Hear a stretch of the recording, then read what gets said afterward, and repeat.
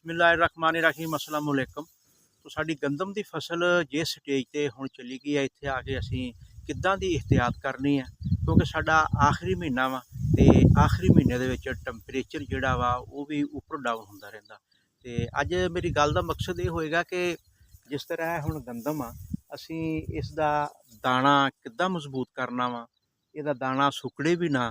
ਇਹਦੀ ਜਦੋਂ ਪਾਣੀ ਜਦੋਂ ਇਹਦੇ ਵਿੱਚ ਪਾਣੀ ਦੀ ਹਾਲਤ ਹੋਏਗੀ ਉਦੋਂ ਅਸੀਂ ਕੀ ਕਰਨਾ, ਜਦੋਂ ਦੁੱਧੀਆ ਹਾਲਤ ਹੋਏਗੀ ਉਦੋਂ ਅਸੀਂ ਕਰਨਾ। ਤੇ ਇਸ ਸਟੇਜ ਤੇ ਜਦੋਂ ਬੂਰ ਝੜ ਜਾਂਦਾ ਵਾ ਤੇ ਬੂਰ ਝੜਨ ਤੋਂ ਬਾਅਦ ਸਾਨੂੰ ਕੀ ਕਰਨਾ ਚਾਹੀਦਾ। ਦੇਖੋ, ਦਾਣਾ ਬਣਨ ਦਾ ਜਿਹੜਾ ਅਮਲ ਆ ਨਾ, ਉਹ 13 ਦਿਨ ਤੋਂ ਲੈ ਕੇ 20 ਦਿਨ ਤੱਕ ਹੁੰਦਾ ਵਾ।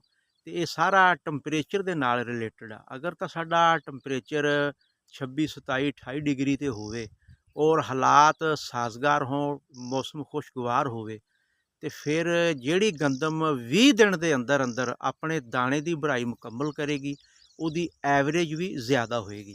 ਤੇ ਫਿਰ ਡਿਪੈਂਡ ਕਰਦਾ ਵਾ ਸਾਰਾ ਮੌਸਮ ਤੇ ਟੈਂਪਰੇਚਰ ਤੇ। ਅਗਰ ਟੈਂਪਰੇਚਰ ਹਾਈ ਹੋ ਜਾਂਦਾ ਤੇ ਫਿਰ ਅਸੀਂ ਪਾਣੀ ਲਾਉਣ 'ਚ ਕਿੱਦਾਂ ਇਹਤਿਆਤ ਕਰਨੀ ਆ, ਤੇ ਫਿਰ ਉੱਤੋਂ ਅਸੀਂ ਕਿਹੜਾ ਫਾਰਮੂਲਾ ਇਸਤੇਮਾਲ ਕਰਨਾ ਕਿ ਜਿਹਦੇ ਨਾਲ ਸਾਡੇ 8 ਤੋਂ 10 ਮਣ ਦਾ ਇਜ਼ਾਫਾ ਹੋ ਜਾਵੇ।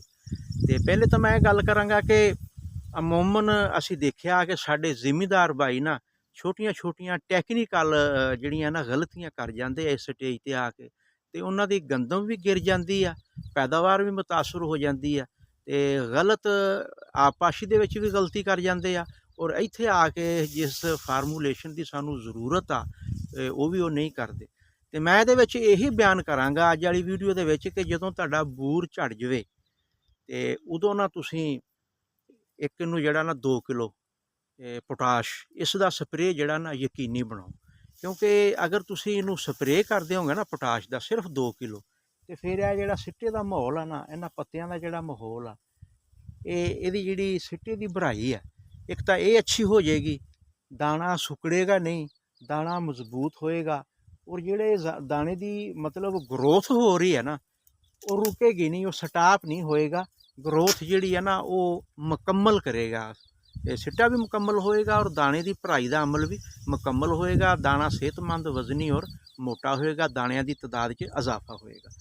ਦੂਸਰਾ ਇਹ ਦੇਖਣਾ ਕਿ ਬਹੁਤ ਸਾਰੇ ਕਾਸ਼ਤਕਾਰ ਪਾਣੀ ਲਾਉਣ ਦੇ ਵਿੱਚ ਮਿਸਟੇਕ ਕਰ ਜਾਂਦੇ ਆ ਕਿ ਜਦੋਂ ਬਿਲਕੁਲ ਥੱਲੋਂ ਚਿੱਟੀ ਹੋ ਜਾਂਦੀ ਹੈ, ਖੁਸ਼ਕ ਹੋ ਜਾਂਦੀ ਹੈ ਜ਼ਮੀਨ, ਸਫੇਦ ਰੰਗ ਦੀ ਹੋ ਜਾਂਦੀ ਹੈ, ਅਤੇ ਉਦੋਂ ਜਾ ਕੇ ਪਾਣੀ ਲਾਉਂਦੇ ਆ। ਜਦੋਂ ਉਦੋਂ ਪਾਣੀ ਲਾਉਂਦੇ ਆ ਉਦੋਂ ਪਾਣੀ ਲੇਟ ਹੋ ਰਿਹਾ ਹੁੰਦਾ, ਉਲਟਾ ਫਾਇਦੇ ਦੇ ਸਾਡਾ ਨੁਕਸਾਨ ਹੁੰਦਾ ਵਾ, ਫਸਲ ਸਾਡੀ ਗਿਰ ਵੀ ਜਾਂਦੀ ਹੈ।